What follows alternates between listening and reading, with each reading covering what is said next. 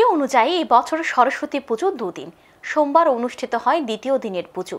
রবিবার বেশ কিছু বাড়ি ঘরসহ স্কুল কলেজের পড়ুয়ারা বাগদেবীর আরাধনায় ব্রতী হয়।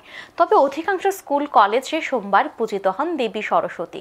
আগরতলার নেতাজি সুভাষ বিদ্যানিকেতন, তুলসীপতি বালিকা বিদ্যালয়, শিশু বিহার স্কুল সহ বিভিন্ন বিদ্যালয়ে সোমবার সকাল থেকে বাগদেবীর আরাধনা করা হয়। সকাল থেকেই ছাত্রছাত্রীদের ব্যাপক ব্যস্ততা পরিলক্ষিত হয়। সকালবেলা তারা স্নান করে নতুন জামা কাপড় পরিধান করে নিজ নিজ বিদ্যালয়ে উপস্থিত হয়। সেখানে পুজোয় অংশ নিয়ে তারা অঞ্জলি নেয়। ছাত্রছাত্রীদের কাছে এই দিনটি অত্যন্ত গুরুত্বপূর্ণ, কারণ বিদ্যার দেবী হিসেবে পরিচিত দেবী সরস্বতী। তাই সরস্বতী পূজার জন্য একটি বছর অপেক্ষা করে থাকে ছাত্রছাত্রীরা। সরস্বতী পুজো উপলক্ষে এই দিন ছাত্রছাত্রীদের মধ্যে ব্যাপক উৎসাহ উদ্দীপনা পরিলক্ষিত হয়েছে।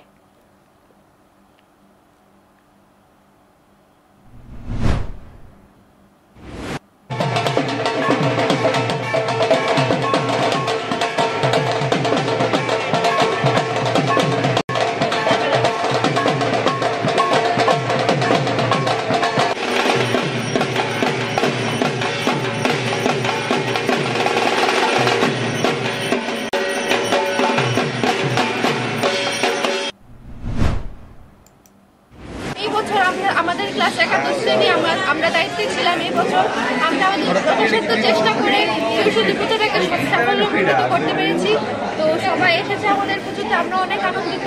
সকালে স্কুলের মর্নিং সেকশনে বাচ্চা থেকে শুরু করে রুম সেকশনের সব ছোট ছোট ছেলে মেয়েরা সবাই এসেছে। আমাদের খুব ভালো লাগছে যে আমাদের এই যে সব ডেকোরেশন আমাদের ক্লাসের ছেলে মেয়েরা সবাই মিলে একসাথে করেছি। আমরা আলপনা দেওয়া, প্রসাদ তৈরি করা, সকাল থেকে প্রায় এক সপ্তাহ ধরে এইগুলো তোড়জোড় চলছিল। খুবই ভালো লাগছে আজকে দিনে। যেহেতু আজকে আমরা স্কুলের মধ্যে পূজা করছি আর আমরা 11-এর থেকেই পূজাটা করা হচ্ছে, তো আমরা আজকের পুরো দিনটাই স্কুলের প্রতি আমরা স্কুলের মধ্যেই থাকবো, ডেডিকেট করে কাটাবো। এখন সময় বিরতির সঙ্গে থাকুন।